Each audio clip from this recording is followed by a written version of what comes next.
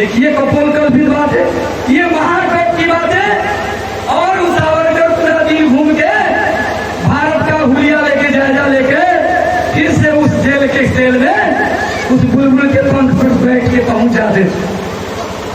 जरा पढ़े लिखे लोग अपना बुद्धि विवेक का इस्तेमाल करिएगा तो मैं ही नहीं उसकी बात करके नाजायज समय बर्बाद मत कीजिए, नाजायज समय बर्बाद मत कीजिए। वो तो चाहता है कि आप उसी में उलझे रहो। हमारा दुश्मन तो यही चाहता है कि तुम उसी में लगे रहो, और हम लोग भी उसी में उलझ जाते।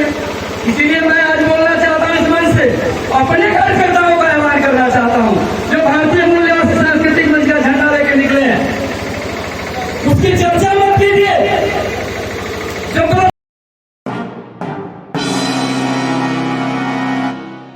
भारतीय मूल्यवासी सांस्कृतिक मंच के, उनसे मैं आग्रह करूंगा कि उड़ावे और अपनी बातों को रखें, समय सीमा का ख्याल खुद रखेंगे। क्योंकि मंत्री जी को जाना है। इस सभा में उपस्थित हैं कबीर मत के मानव रमेश दास जी, मैं उनसे आग्रह करता हूँ जो भी मंच पे आ जाए।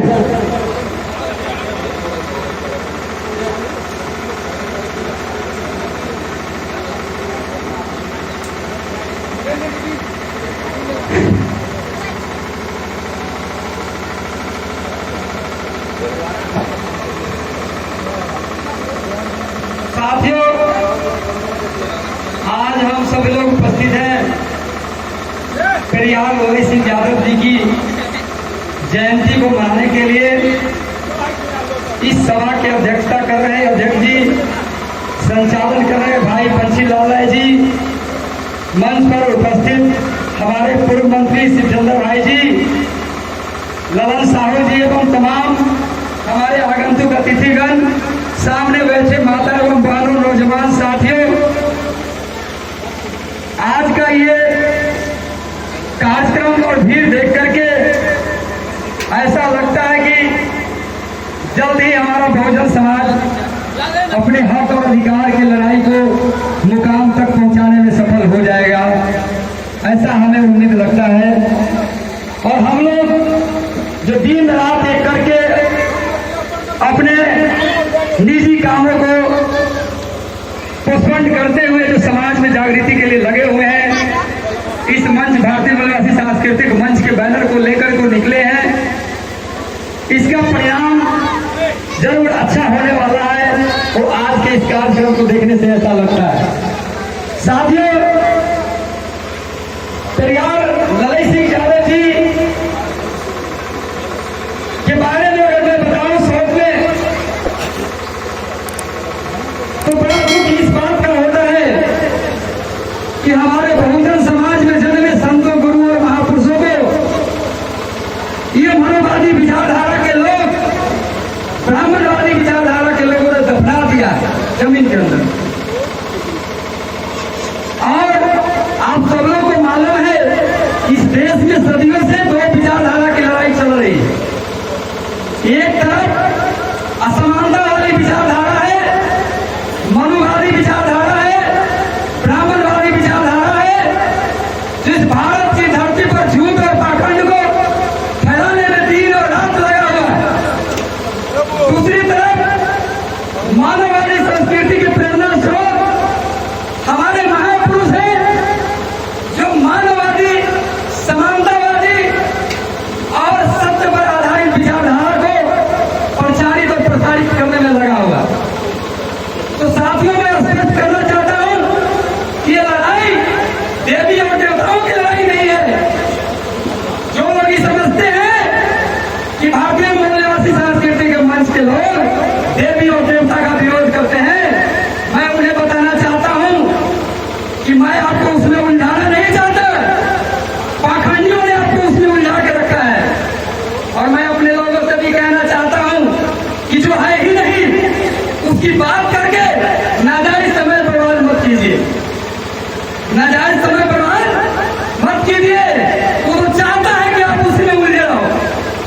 हमारा दुश्मन तो यही चाहता है कि तुम उसी में लगे रहो, और हम लोग भी उसी में उलझ जाते।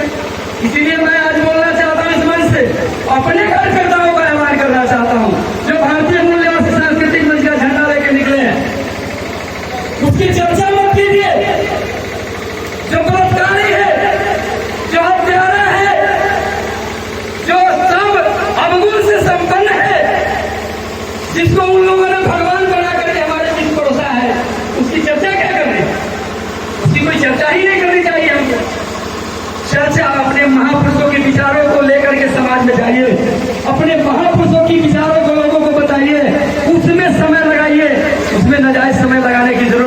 साथियों।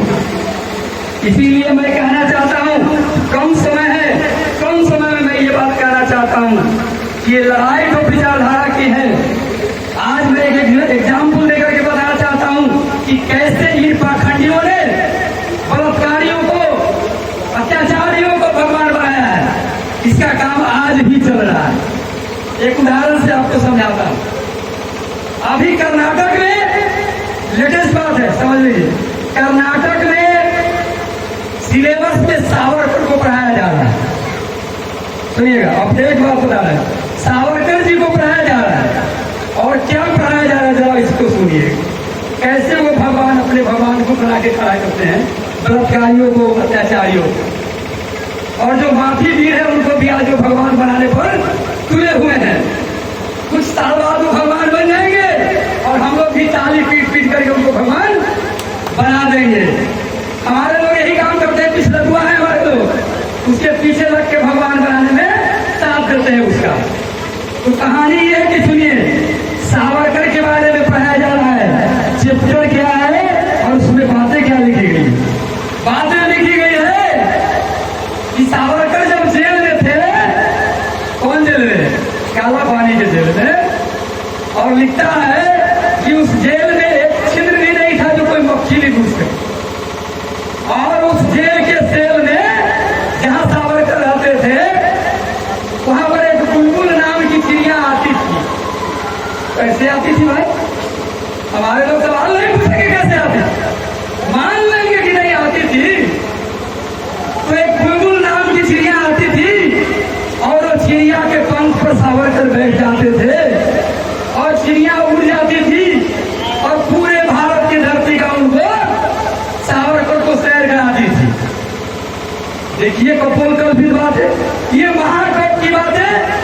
और उस सावरकर पूरा दिन घूम के भारत का हुलिया लेके, जायजा लेके, फिर से उस जेल के सेल में उस बुलबुल के पंख पर बैठ के पहुंच जाते थे। जरा पढ़े लिखे लोग अपना बुद्धि विवेक का इस्तेमाल करिएगा। तो जरा बुद्धि विवेक आपको जो मिला है प्रकृति से, उसको वर्षा में बंद करके मत रखिए, उसका इस्तेमाल करिए। क्या ऐसा हो सकता है कि एक बुलबुल चिड़िया जो छोटी सी होती है, उसके पंख पर बैठ के सावरकर पूरा भारत का सैर करते थे और फिर से वो इतना बेवकूफ थे कि जेल में से बाहर निकल गए चिड़िया के पंख पर और फिर से वो जेल में चले जाते थे। आपको मौका मिलेगा अगर जेल से भागने का तो फिर से उसमें चले जाइएगा। इतना बेवकूफी होता है। और हमारे लोग जो है पढ़े लिखे लोग, उसको मान लेंगे और आने वाले समय में सावरकर को भी इन लोगों ने ये लोग भगवान साबित करके हमारे सामने परोस देंगे। तो उसकी चर्चा क्या करनी? एक बात मैं इसको यहाँ छोड़ता हूँ, आप सब लोग चिंतन और मनन करेंगे, विचार करेंगे। ऐसे ही इनके सारे भगवान हैं। अब दूसरी बात, हमारे भाई नेताजी आए हैं, हमारा इनसे आग्रह है, हमारे भाई ने भी आग्रह किया है। देखिए भाई, मैं क्षमा के साथ बोलना चाहता हूँ, पहले ही क्षमा मांग लेता हूँ सब लोगों से कि आज हमारे बहुजन समाज का जो दुर्दशा है, क्योंकि देखिए हम लोग का आवाज कोई नहीं सुनता। हम लोग एक आदरा सा आदमी है, हम लोग के पास एक वो ताकत है वोट का, जो बाबा साहेब ने दिया है और बहुत कुर्बानियों के बाद दिया है। जब मैं बाबा साहेब को पढ़ा तो मेरा रोंगटा खड़ा हो था उनका नाम लेने से, क्योंकि आज अगर जो कुछ भी है, अगर बाबा साहेब इस धरती पर नहीं आते तो आप मानव का जिंदगी नहीं, पशु के जिंदगी से बहुत जिंदगी आपकी होती। और था इसलिए मैं उस आदमी का एहसानमंद हूँ। और जब मैं पढ़ा तो मैं निकल गया कि नहीं, अब इस कारवां को आगे बढ़ाएंगे, चाहे इसके लिए गोली खाना पड़े, चाहे लाठी खाना पड़े, चाहे जीवन चली जाए, कोई फर्क नहीं पड़ता है। क्योंकि जब हमारे महापुरुष अकेले थे तो उन मानवादियों से लड़ा, उन दुश्मनों से लड़ के हमको एक अच्छी जिंदगी दी।